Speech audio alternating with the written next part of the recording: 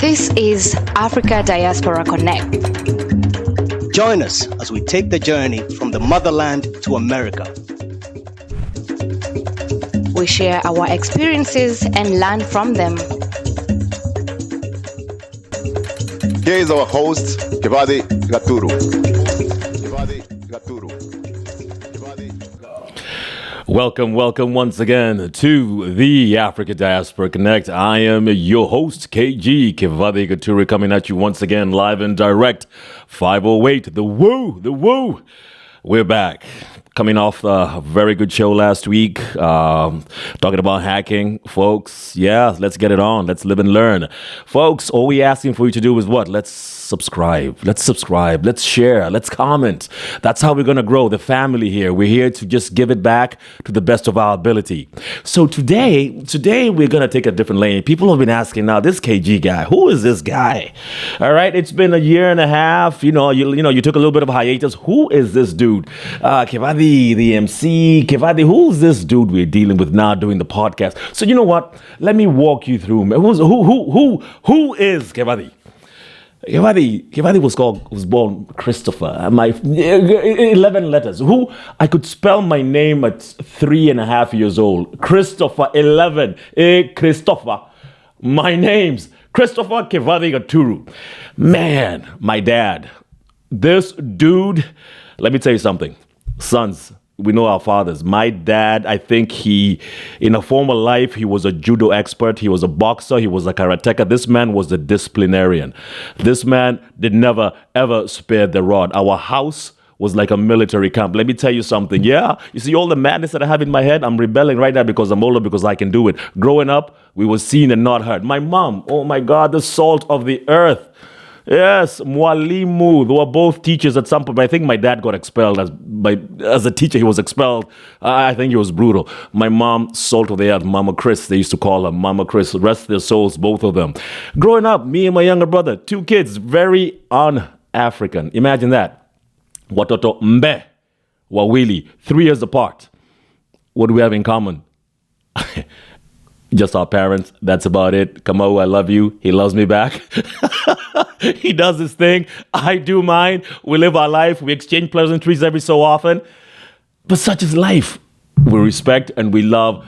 Single, simple, middle-class family. Never had much, but we had it all. My dad, teetotaler, dude, never smoked, never drank, and he was home every day. Man, let me tell you, I'm a dad, but on a scale of 1 to 100, I give myself a strong D- compared to him. I mean, this dude, he was always home. And growing up in that environment, let me tell you something. Every day, homework had to be checked. What did you do today for school? What happened here? It was a boot camp growing up in that environment. Some of you can relate to this. So growing up, I was scarred. I was scarred to death. I was scared. I was forced. I was driven. The parents. My mother was an English teacher. They keep telling me, boss, Kevadi, you're speaking too much. We can't hear what you're saying. When your mother's an English teacher, what else do? You have to perfect it. I had to write a composition every day, every evening, every day, from standard 3 to standard 7. English comprehension, composition. That was my life. Tukifunga chuo, December holidays, whatever, April, August. I used to go with her to the headmistress office and work with her. I never had a good upbringing. Yes, I think I need therapy. I'm only kidding. So what makes us tick? We're all different. We're all trying to find our place in life. We have these stigmas about how eloquent you are, or where you went to school, or what you bring to the table. I was talking on my forum, my high school forum, about my last show, and I was asked to tone down on my English by guys who went to the same high school I went with. Strathmore, Mababi. Yes, those ones in Lavington. Basically because apparently my audience didn't go there, or what do they mean? So what do I do? Am I supposed to talk like this because I went I am myself, folks. I am myself. KG is KG. KG is who he is. And He brings his game to the best of his ability. Lavington Primary, big up. My boys, Alex Shapiri, right there, the head boy himself. Habo, Semo, Kinya. Yeah, we all had a crush in primary school. Remember your crushes? Mine was Jane Mwangi, standard 3. Yes, 3 north, 3 south, 3 east, 3. I don't remember which one.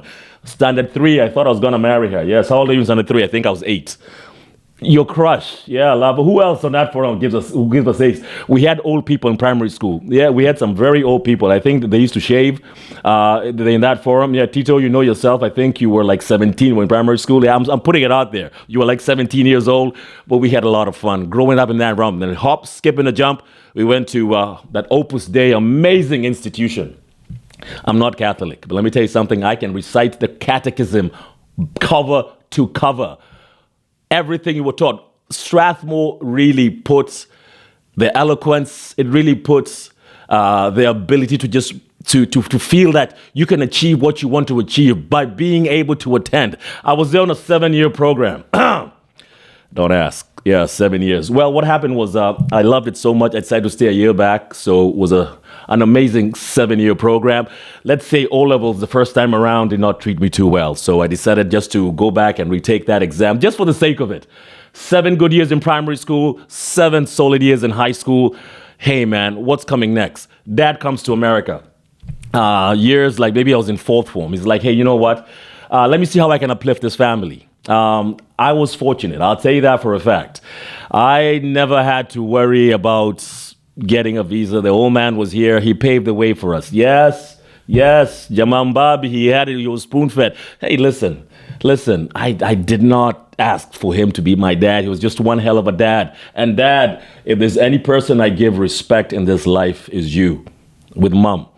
Having those two folks in my life consistently and constantly pushing. We never had much, but we had it all. We had everything we ever wanted. And the most important thing was presence. Presence. Having present parents in our lives, me and my brother. That's the most critical thing. If anything that I learned from them was them being around and them giving us whatever they could. Strathmore comes around. There's something called a bursary. Yes, bursary.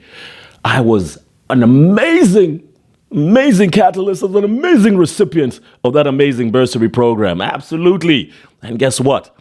We have given back to that program. Me and my old boys, the class of 1980, is it 86 or 87? One of them, James Nyiha. We have given back to that bursary program more than any other class ever has. I think we raised, it was 2 million shillings or something of that nature. And the way this program works, they don't just give it back to the students. They invest it. And the principle that comes out of that is what is used to educate the kids. And I think we have maybe a dozen kids that we educate through the bursary program. So I was a proud recipient of that program. And we've been able to give back. Where am I going with all this? It's all about humanity, folks. All right? I'm at a point in my life where I'm in my mid-50s. I'm knocking on my mid-50s right about now, and giving back is a key thing. This podcast that I'm doing, this thing that I'm doing right about now with an amazing core team of brothers who believed in me, is giving back. I'm here with my producer. His name is Al Wawero. You guys know him. This is an accountant extraordinaire. This guy is a brainiac from out of this world. We agree to disagree on so many issues, but one thing we have is respect for one another. And there's nothing as hard as doing business. Let me tell you something. Everyone has an opinion. I'm surrounded by alpha males, and when alpha males get together, when they congregate, trust me, it's like elephants fighting. But the thing is this: cohesiveness. Going back to giving back. This here platform is one of my channels of giving back and doing something that I've always longed to do. To reach out and touch mankind to me is it all. My mother just instilled that in me growing up. The ability to give back, the ability to say thank you. Let's find a way to channel everything that we have, the knowledge that we have possessed, and where we are right now. America came on January the 15th. The year was 1989. I flew in a Pan Am, and that damn flight, that damn airline had just done some stuff in Lockerbie, Scotland, like a month earlier. So imagine this, my first time on a plane, and a month earlier, The damn airliners, yeah, you know what happened. And I was shitting bricks. That flight from JKA to New York to whatever to some place in Europe and then to whatever. We made it here on a cold, blistering morning. Who was there to pick me up? None other than the man himself, Mr. Nelson, my dad. Under his wing, day one, yes. Ujamaa amepatia everything, yes. For whom much is given, much is expected. I'm a recipient of that. The old man was here. So the ride from the airport, let me tell you folks, that ride from the airport, from Logan to Worcester. So he told me now, there's someone you're going to meet in this house. This place is complicated. If you saw the application I gave, it was like a small thing that said permanent resident on it. Yeah, imaratasi ni ngumu sana. There's someone you're going to meet in that house. And it's going to be someone you've never met and you've never heard of her. But that is how I've been able to survive, and that's why you're here. I'm like, Dad, what happens? Yeah, so there's this woman I live with. Huh? You, what? What? I want to go back to Kenya right now. Take me back to Kenya. I'm going to tell mommy, shut up. Shut up. Let's go. Life is not the way it is. Let's go there. She knows you're coming. We're fine. So I'm like, wow. So I'm walking to this house. Not only that, this woman has like 3 toys. Three. I'm like, well, so how does this work? This is your bedroom. Don't ask questions. I'll make you just relax. Just. And I'm like, what the hell? Like, how? I wasn't prepared for this. This is not the America that I thought I was coming to. Like, Dad, what? And tomorrow you start school. You go into a place called Fitchburg State. Your I-20 is all set. It's like from Worcester to there is like 45 minutes. You're going to be taking a bus. And I'm like, Dad, hold on. Information overload. Wait a minute. I need some time to decompress. And you're like, a week? No. Kesho, tomorrow morning, I'm going to take you to school. This is the only time I'm going to take you to school. From then on, you're going to find your way back home. Baptismal by fire. I hated them, man. I was like, oh my God. I'm going to tell my mom, I want to take it back home. I cannot live here. This is too much. I'm a spoiled brat. I was the mama's boy. Yeah, mama's boy. I can't take this. I'm going. Anyhow, you shake it off. And guess what? The fights.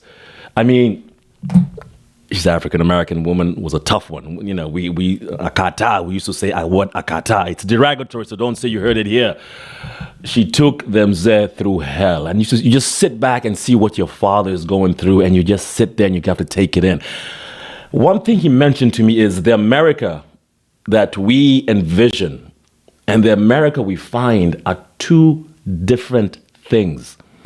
When I was coming to the States, man, I was like, man, my dad is in the States. I'm going to land there. I'm going to have a car. I'm going to do this. I want a sports car. I'm going to be doing this. I hear places called Florida, California. Boss, this dude had an apartment on Main Street. It was somewhere on Main Street. Yani, it was like little Cuba. I was almost speaking Spanish fluently in a week. It was the closest thing to what can I call it? But it was home.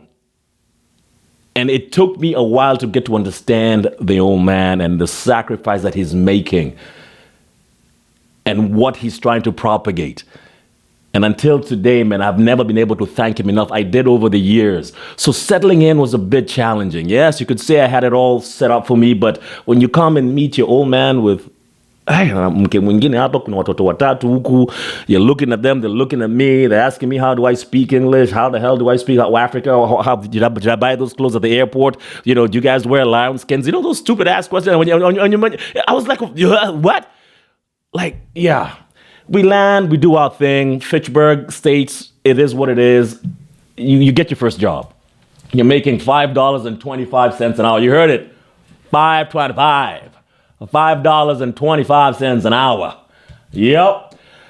What do you do? I want to go buy some other boots. Man, in Kenya, boots, those cowboy boots. You remember?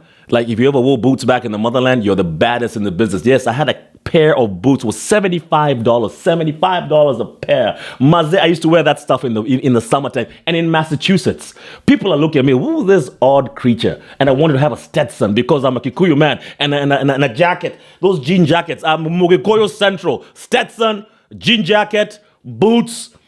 I don't even, it is because that's what you think is classy. People pointing fingers at you. It's summertime. Who knows? Who cares? Life goes on.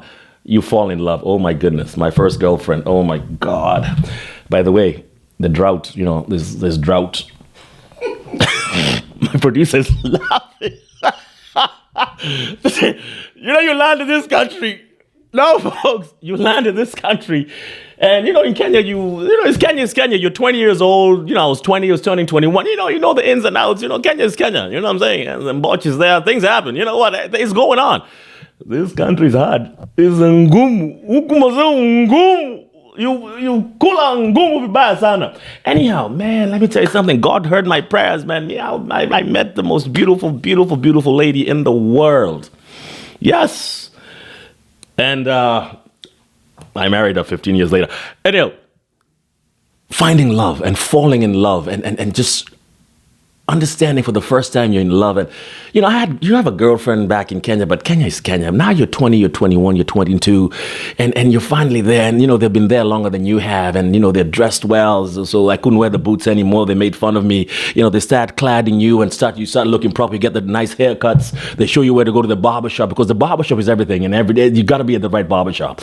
The coolest, the best, and then, coming in, Idris was still Idris. Idris came, the story for another day. It's coming up in a second, but I still have that savoir-faire. I could mingle with the chiles. I was young and I used to look good.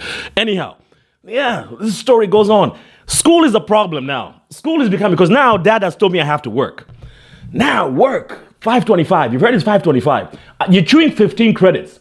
1-5. That's 5 classes times 3. 15 credits, right? You get the drill. And then the old man is telling me now work is 40 hours a week. I got to put in 40 hours.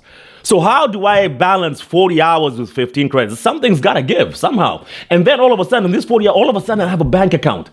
And the thing is, everything is converted to Kenya shillings. When you first come, $5.25. Those days I think a dollar was 5 shillings. I don't know. Anyhow, whatever it was. But it was like a lot of money. But cost of living, you go to a bar, the Ding Hall, those Worcester 508, the Ding Hall.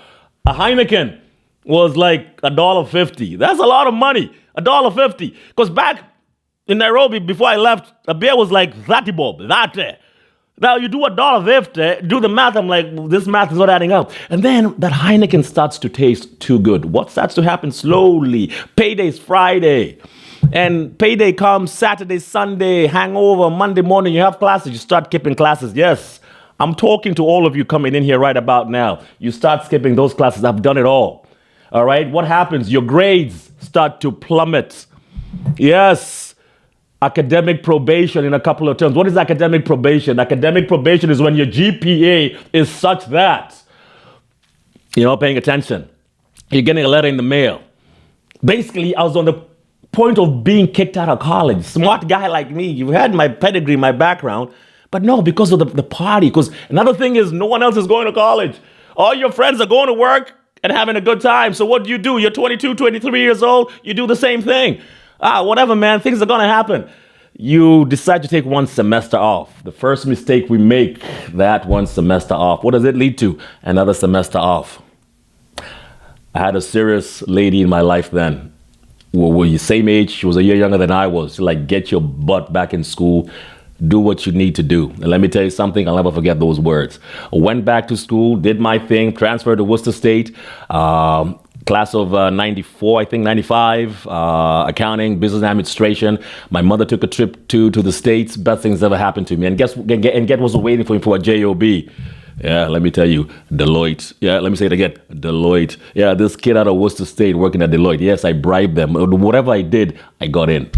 And it's all about networking. Another thing you need to learn about networking. I worked my butt off. I used to work in a parking lot. I used to house all these different companies, all these different corporations. So I'm the ticket guy there. They're leaving every day. But what I did, I made them smile every day. And I was there busy doing my homework. Principles of accounting, cost accounting, whatever the case was. And they noticed, they paid attention. They're like, would you like an internship at some point in time? I'm like, hell yeah. Hell yeah. I had one suit. It was green. I looked like the Hulk, but I was skinny as a rail. It was a green suit, a green shirt, and a green tie. Yes, I look like Kandambongo man. That's who I was. Yes, internships are looking at me. Did you come to dance or you coming to work? I'm like, listen, just tell me what to do. Whatever they ask me to do, make copies, do what? I was never asked to get coffee and everything, I was tallying stuff. I learned how to work a 10 key, the basic stuff. I learned, what a spreadsheet looks. That's just the basic stuff I learned. And I was there every Monday for a whole semester. And that is what made me at some point in time, someone turned down the offer and I was able to get an offer at Deloitte. So Deloitte comes in, nani kama mimi. You're making that at 2,000. That at 2,000? Yes. Man, let me tell you, this story is getting interesting.